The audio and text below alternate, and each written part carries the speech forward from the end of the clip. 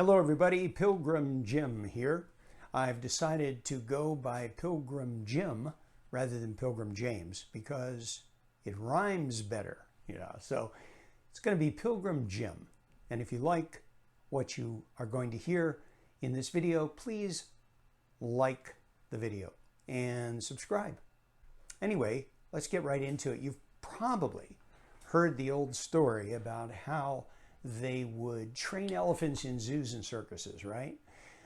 When the elephant is just an infant, you chain its leg to a wooden post hammered into the ground.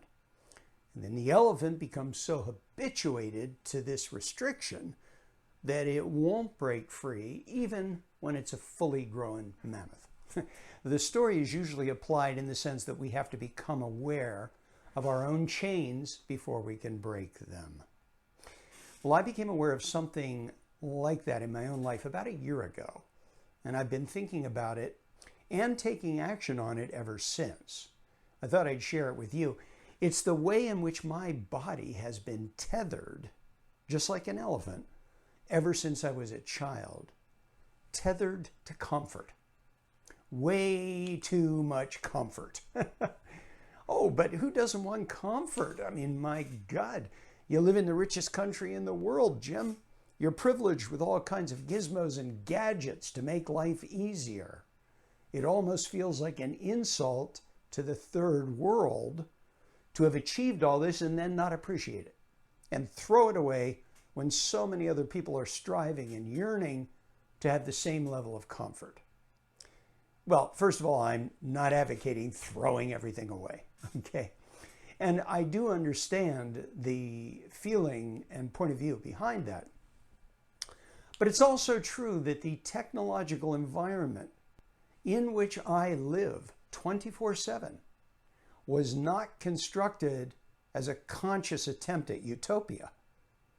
I don't have all these things around me because people wanted me to be happy and function at my maximum. These things are around me for dozens of reasons that have to do with the pursuit of science for the sheer thrill of it, no matter what it might lead to. Motives of economic gain, pursuit of power, reputation, fortuitous discoveries, the perpetuation of vested interests and fortunes made, and so on and on and on. In no sense should I simply assume that everything handed to me or offered to me in this modern lifestyle of ours is salutary for me, is going to make me happy or healthy or wise. Now, I thought I was pretty good at sniffing out the bad stuff in my environment. For years, I've been into examining and making changes in the food I eat, for example. And I've tried to improve the air quality of whatever space I've lived in, and so on. But only about a year ago did I discover a whole new level of well-being based upon recognizing the effects of comfort on my life and my health, and all the ways in which, just like that elephant, I haven't even been aware of the fact that I'm tethered. Or rather, my outlook was so molded by that tethering that even if I was vaguely aware of it, I never thought there was any possibility of breaking free, of expanding my territory, strengthening my body and my health, expanding my confidence, and so on. Well, one of the books that helped me get an understanding of this is Scott Carney's book called The Wedge. I'm going to read something to you from The Wedge. So why is it that modern humans are not quite as robust as the people who came before us? We cringe at the extremes and encase ourselves in cocoons of technological comfort. Climate control, electric lighting, stable food supplies, readily accessible transportation make it impossibly easy for most of us to never leave a narrow band of homeostatic bliss. Most of us don't want to feel uncomfortable. We prefer to be numb to the world around us.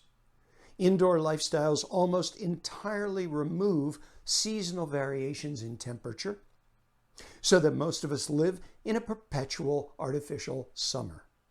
In doing so, we blunt the environmental signals that stimulate our nervous systems and spark adaptation. In short, we've ignored the power of our bodies in favor of the cleverness of our tools. We've embraced medicines designed to circumvent our mind's built-in healing powers, to instead work on our bodies like they're little more than machines. And so many of the powers we inherited through evolution are untouched and underutilized. In today's society, there is a basic assumption that the key to human health rests on the twin pillars of diet and exercise. We tend to believe that if we just eat the right things and then move in the ideal ways, somehow the calculus will yield healthy results. However, there's a third pillar that we almost entirely ignore. All the ways the environment molds our biology. Environmental signals are the levers, dials, and buttons that send messages directly to our nervous systems. Our nervous systems, in turn, use that input to direct how our body responds to the challenges around us. Now, Carney's book is called The Wedge. What is the wedge? What he means by the wedge is the ability that we have to create space between environmental stimulus and our bodily response, or our emotional, mental response as well. It's putting a wedge in between so that we truly can respond to stress rather than react to stress. I'm going to make another video about this and we'll dive a little more deeply into it.